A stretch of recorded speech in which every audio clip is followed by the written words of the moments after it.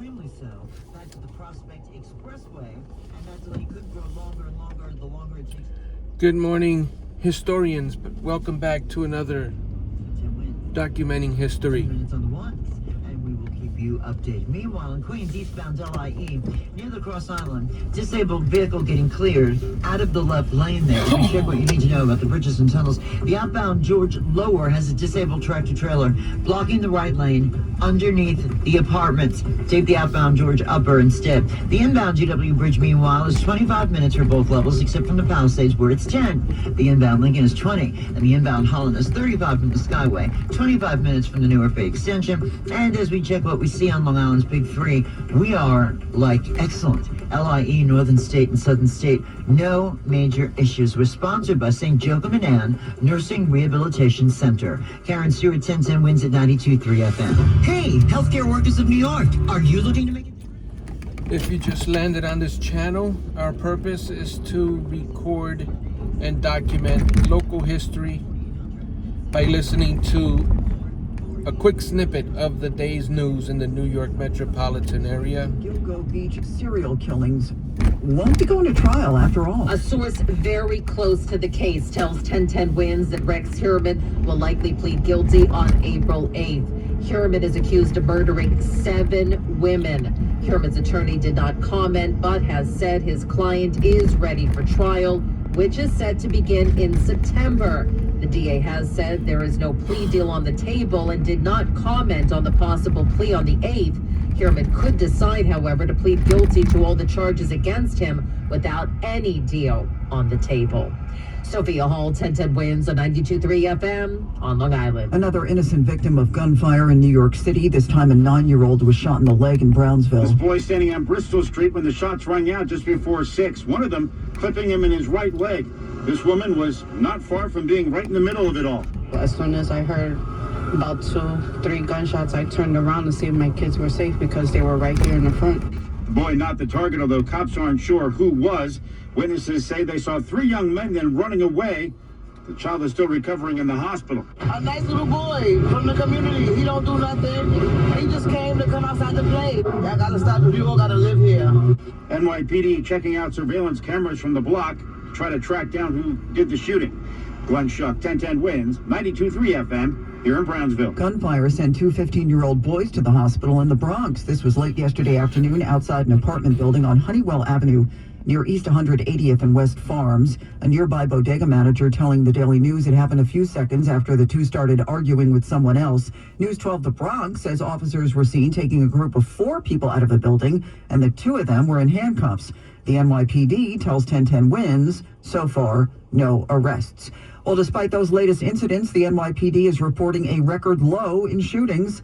The police commissioner credits 1,000 guns being taken off the streets since the start of the year. Commissioner Tisch said the drop in shootings is most pronounced in historically underserved communities. These are the places that have been hit hardest by violent crime and where we are seeing the most dramatic results, like right here in Brownsville, where the 73rd precinct saw a 71% decrease in shootings in the past year. The NYPD is partnering with State Attorney General Letitia James' office to stop the flow of guns into the city. And in January, the commissioner and I announced the indictment of a man in Florida for illegally shipping firearms and ghost guns. Unserialized and untraceable guns that often end up in the hands of criminals.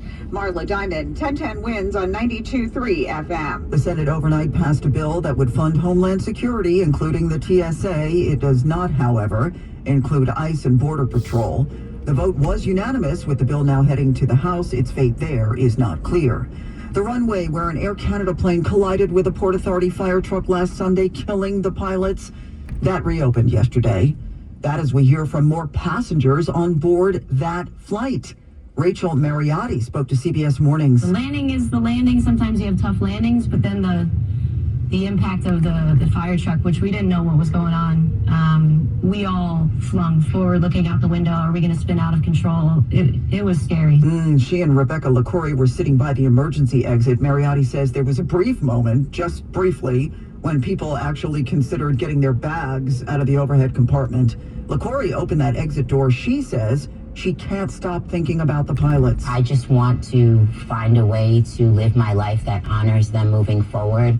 More than 40 people were injured in the accident, which remains under investigation. LaCorey says she won't get on a plane anytime soon. Mariotti, however, had a flight this week to Japan. Just days after that deadly crash, there's news of a dangerous close call in Southern California. A military Black Hawk helicopter crossing in front of a packed passenger plane as it attempted to land. Authorities say a United Airlines flight with 168 passengers and crew on board was on final approach just moments from landing at John Wayne Airport near Los Angeles when the two aircraft came so close it triggered the plane's anti-collision alert system. Trevor Alt reporting the two aircraft just a quarter-mile apart and only 525 feet vertically when they crossed. The feds are investigating. The Pentagon initially said there would be no troops on the ground, but now comes word the president is looking to deploy as many as 10,000 to fight the war with Iran in the coming days. President Trump rejects claims that Iran doesn't want to come to the table. Of course they're negotiating. They've been obliterated. Who wouldn't negotiate? They are begging to make a deal. When asked whether that deal might include taking control of Iran's oil, I mean, I wouldn't talk about it, but it's an option. Trump also said he wouldn't talk about whether the U.S. would go after Iran's uranium. Well, again, I can't talk to you about that. You're asking me a question. You're essentially saying, will I go in and do something? I can't talk to you about that. That's correspondent Linda Kenyon. Israel, meantime, has moved thousands of troops across the border into Lebanon, where Israeli officials said they wanted to take control of the entire area south of the Litani River, some 20 miles north of the border. Smoke was seen billowing in the skies over Beirut. At the same time, the Israeli military said it had conducted a wave of strikes, quote, in the heart of Tehran. That legal fight between the Trump administration and an AI company, a federal judge is siding with the tech folks. The judge's order temporarily blocks the Pentagon from labeling Anthropic as a supply chain risk. That after negotiations over a defense contract fell through because Anthropic was concerned its AI technology would be deployed in fully autonomous weapons or surveillance. The judge said the Pentagon could have just stopped using it, but instead appeared to punish Anthropic. She also blocked President Trump's directive ordering all federal agencies to stop using Anthropic. That's correspondent Cammie McCormick. In her ruling, U.S. District Judge Rita Lynn wrote, quote, nothing in the governing statute supports the Orwellian notion that an American company may be branded a potential adversary and saboteur of the United States for expressing disagreement with the government.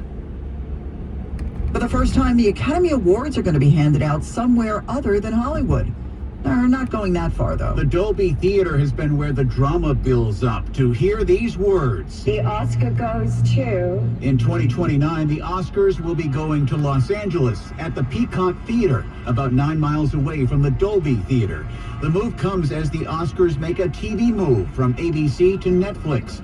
It's a surprising move. The Dolby was developed by the Academy of Motion Picture Arts and Sciences expressly as a home for the Oscars.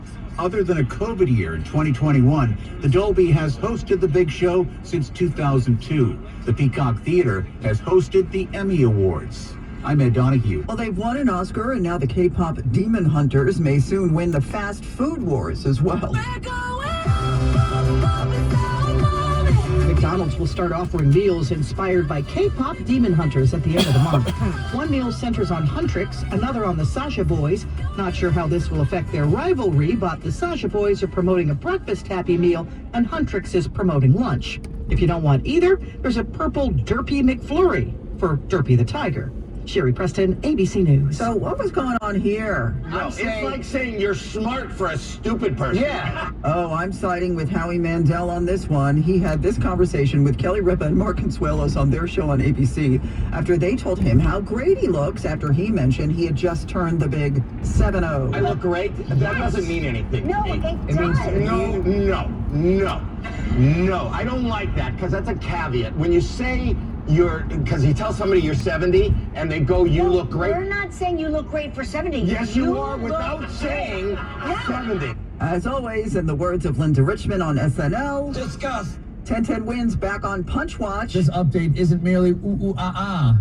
It's ooh-ooh-la-la. Is he ready to ditch the plushie? We'll have that story, plus a little more of Sue's animal news on the way. First, at 7-Eleven, let's get you where you need to go. Here is Karen Stewart. We're in Brooklyn first, eastbound, BQE, of all places, Atlantic Avenue. There's a crash. One lane is blocked. We are very heavy back to the Prospect. The overall delays start around 60th Street, and it's scattered delays until you get to the Prospect Expressway. Then you start to hit the wall, and it slows down more and more until you're bumper to bumper into Atlantic Avenue. So we check what you need to know about the bridges and tunnels. The East River crossings are not doing badly. The Throgs Neck and Whitestone look good, and even the RFK is still light. George Washington Bridge inbound 25 minutes. Outbound George lower disabled tractor trailer, stick with the upper. The inbound Lincoln's 20, and the Holland is 35 from the Skyway, 25 from the Newark Bay Extension, and in Yonkers, New York, northbound Springbrook, north of Tuckahoe Road. You have a broken down car. The people that are involved have managed to get it over to the shoulder, which is great, so you don't have to worry about it too much. And in Rockland, southbound Palisades at exit 18 in Woodbury, disabled vehicle out there in the right-hand lane. Traffic is sponsored by Congresswoman Nellie Poe. Karen Stewart, 1010 wins at 92.3 FM. I'm Congresswoman Nellie Poe. If you're having issues with IRS, Social Security, veterans benefits, my team is ready to help. Gasoline prices are $3.83, $3.89, $4.83, and $4.89. And that's usually regular cash, regular credit, plus cash, plus credit. This morning at 1010 wins. Joe, that video is now up on Instagram after my mic stand broke at 4:59 this morning, right as I was about to go on the air. This totally happened. I was holding the mic in one hand, talking on the radio, and running the radio console with my other hand until I figured, I gotta prop this thing up. So I grabbed my handbag. Thank you, TJ Maxx. And I, jiggered that for 2 hours. Multi-talented. Oh, please. Our engineer, Steve Apria, has since MacGyvered a temporary fix, which I'm kind of liking better now than the usual one. Yeah, that's going to be a whole argument. No, let's keep it this way. No, Susan. Anyway, that's my dramatic morning. What is going on over at AccuWeather? I'm watching the dramatic drop in temperatures behind this cold front. It's not as dramatic as it was out of the Midwest yesterday, where it went from the 70s to the 40s in a matter of a couple of hours. But it's still going to be impactful just the same. We started out at 60. We're down to 58. We're going to keep on falling to 49. Thankfully, the rain is now south of the city and will continue to slip away to the south and east. Look for a few breaks of sun. Tonight, partly cloudy and colder, 32 in Midtown. Some sunshine tomorrow, but a cold, gusty wind, our high 43. Those real field temperatures, I got to say those, they're going to be in the 20s to near 30 tomorrow. Partly sunny on Sunday, back up to 52. Some sun gives way to cloud Monday, the high 63. Cloudy and 58 in Central Park. We are going down to 49 in Midtown. I'm meteorologist Joe Lundberg of New York's weather station, 1010 wins on 92.3 FM. What's happening with the world's favorite monkey? Wake up, everybody, did you hear about the news? There's a little monkey at the Ichikawa Zoo. Abandoned by his mother, now he don't know what to do. And every day there's videos of what he's going through. Well, we already know that little Punchula has got a girlfriend. Even Stephen Colbert talked about that on The Late Show. Well, according to reports from Monkey Media, Punch's girlfriend is a female macaque believed to be named Momo-chan. Believed to be? Why wouldn't that be her real name? Is she a stripper? Well, now comes word that Punch may be outgrowing his plushy mom. I know, right? He's not only got Momo-chan to hang out with, zookeepers say he is actually integrating into a group of fellow macaques, with one older one seen grooming and hugging him a lot. Meantime, there was video the other day of the Punchinator giving another monkey a couple of karate chops after he jumped on Momo-chan. What? The Punchmeister pounced on him and chased him away. New Yorkers have our own baby animal to fawn over. The endangered African penguin chick, born late last year at the New York Aquarium in Brooklyn, is making his public debut. All right, guys, thank you so much for joining me. As a historian, remember the 4 YouTube commandments: like, share, subscribe, and comment. And we'll see you on the next video.